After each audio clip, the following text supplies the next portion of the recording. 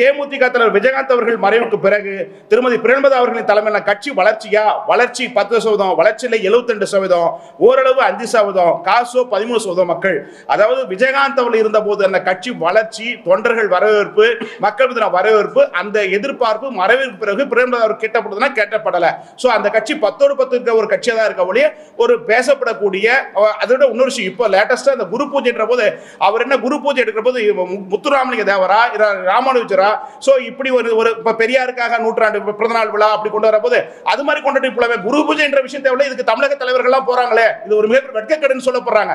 இது உண்மையிலேயே ஒரு நடிகர், அவர் நல்ல மனிதர் இல்லைன்னு சொல்லல. ஆனா மக்கள் மத்தியில இந்த ஒரு பிம்பம், இந்த தேர்தலுக்காக கட்டப்படுற பிம்பமாக மக்கள் பார்க்கப்படுறாங்க. இந்த குரு பூஜையை தவிர்த்திருக்கிறது நல்லதா இருக்கும் தேமுதிக. ஏன்னா அப்படி ஒன்றும் முத்துராமலிங்கர் போலவோ ராமானுஜ போலவோ இல்ல வந்து மற்ற சுதந்திரப்பட்ட பாடப்பட்ட தியாகி போல ஒரு கட்டம் கட்டுவது தவறு என்று சொல்கிற போது விஜயகாந்தை நடிகராக மட்டும்தான் பார்க்கிறாங்களே, நல்ல மனிதராக பார்க்கிறாங்க. ஆனா குரு பூஜை நடத்துறதுக்கு உகந்தவராக கிடையாது.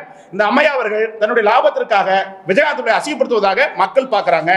தமிழகத்தின் எதிர்க்கட்சி தலைவர் திரு எடப்பாடி பழனிசாமி அவர்கள் அரசுக்கு எதிரான செயல்பாடு குறித்து என்ன நினைக்கிறீங்க என்று கேட்டபோது நன்றி சொல்லுங்க 25%, மோசம் சொல்லி 46%, பரவாயில்ல 20% சொல்ல முடியல. இதுல ஒரு விஷயம் என்னன்னா, தமிழகம் முழுக்க கேட்கிற போது திமுக அரசுக்கு எதிர்ப்பான கருத்துக்களையோ போராட்டங்களையோ முன்வைக்காம இந்த நம்ம கிராமத்துக்குள்ள புருஷன் பொண்டாட்டி பிரச்சனை இருக்கும். எப்ப பார்த்தாலே புருஷன் பொண்டாட்டி ஒண்ணு சேருவாளா சேர மாட்டாங்களா, இல்ல விவாதத்து வாங்கிக்கலாம் வாங்கி மாட்டாங்களா அப்படின்ற கதையில ஓபிஎஸ் தினகரன் சேருவாளா சேர மாட்டாங்களா, சசிகலா மறுபடியும் சேருவா, இந்த வட்டத்திற்குள்ள தான் அரசியல் சென்று கொண்டிருக்கல.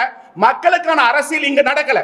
அரசியல் மக்கள் சொல்றா, அரசியல் என்பது மக்களுடைய ஏழை எளிய மக்களுடைய பிரச்சனைகளையும் உரிமைகளையும் யார் ஒரு எடுத்து முன்னெடுக்கிறாரோ அதுக்காகத்தான் அரசியல். ஆனால் இங்க அரசு என்ன எடுக்கிற சொல்கிற போது இவரை குறை சொல்லி விட்டு அவர் ஆட்சிக்கு வருவது, அப்போது அவர் கலெக்ஷன் கரப்ஷன் கமிஷன் பெறுவது, அவர் ஆட்சிக்கு வந்து கலெக்ஷன் கரப்ஷன் கமிஷன் பெறுவது, இந்த ரெண்டு திராவிட கட்சி மத்தியில இதுதான் நடந்துட்டு இருக்கு. இந்த மாற்றம் என்று மக்கள் மத்தியில கிட்டத்தட்ட அதாவது 40 வயசு 45 50 வயசுக்குள்ள 35 50 வயசுக்குள்ள வர சட்டமன்ற தேர்தலில் கிட்டத்தட்ட 48% ஓட்டு போட போறாங்க.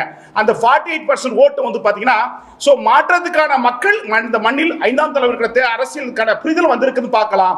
நான் செத்தாலையும் இந்த இவங்களுக்கு தான் ஓட்டு போடுவேன் மாத்தி விடுற கூட்டம் இன்னைக்கு குறைந்திருக்கிறது. அது கிட்டத்தட்ட 1,20,00,000 வாக்குகளை கொஞ்சம் தாண்டலாம், அவ்வளவுதான். சோ இப்ப புதிய தலைமுறைக்கான வரவேற்பு கூட்டத்தால் தான் செயற்கையாக திமுக அதிமுக செயற்கையாக தான் கூட்டம் கொடுக்கல, இயற்கையாக அல்ல. ஆனால் விஜய் அவர்களுக்கும் சீமான் அவர்களுக்கும் அண்ணாமலை இந்த 3 பேருக்கு தான் இயற்கையா கூட கூட்டமா இருக்கு தமிழகத்தை பொறுத்தவரை. எடப்பாடி அவர்களுக்கு இந்த தமிழகம் முழுக்க சுற்றுப்பயணம் கொண்டது முழுக்க செட்டப்பா இருக்க ஒழிய 1% கூட இயற்கையா அதிமுக தொடர்பு வரல. அவர் 10ஓடு 10 ஒரு கட்சியாக எம்ஜிஆர் அவர்கள் ஜெயலலிதா அம்மையா அவர்கள் வளர்த்த இயக்கத்தை இன்றைக்கு மண்ணோடு மண்ணை சாய்க்கிற வகையில் 10 ஒரு கட்சியாக இன்னைக்கு செயல்படுத்திக் கொண்டிருக்கிறார்.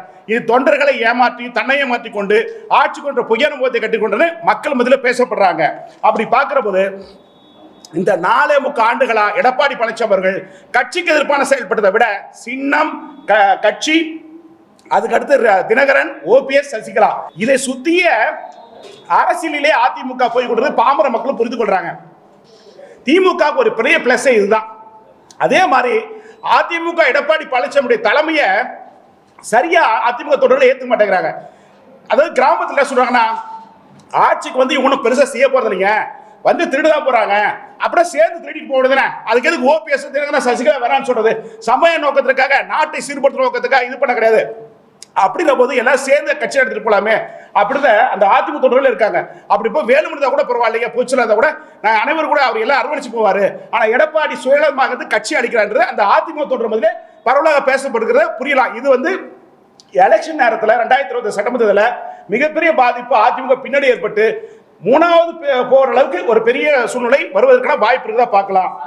செய்திகளை உடனுக்குடன் தெரிந்து கொள்ள கீழ்கண்ட கேபிள் மற்றும் டிடிஎச் நெட்வொர்க்குகளில் எம்நாடு செய்தி தொலைக்காட்சியை காணுங்கள். பாதகம் செய்பவரை கண்டால் நாம் பயம் கொள்ளலாகாது பாப்பா. மோதி மிதித்து விடு பாப்பா, அவர் முகத்தில் உமிழ்ந்து விடு பாப்பா. அண்மை செய்திகளை உடனுக்குடன் தெரிந்து கொள்ள இணைந்திருங்கள் எம்நாடு தொலைக்காட்சியுடன்.